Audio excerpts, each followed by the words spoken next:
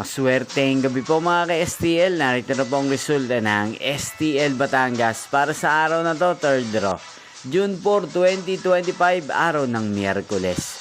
Naway ang mga natayan niyo pong mga numero kanina ay manalo nawa ngayong gabing ito, 8:30 PM. Kaya kunin niyo na po ang inyong mga tickets. Narito na po ang resulta. Ang mga numerong ninalo sa STL Batangas ngayong gabing ito, June 4, 2025, 8:30 PM. Third draw result, 4 at 21 in exact order. Sa lahat po ng dumaya kanina sa STL Batangas para sa third draw ng 4 at 21. Congrats po sa inyo, panalo po kayo. Again, 4 at 21.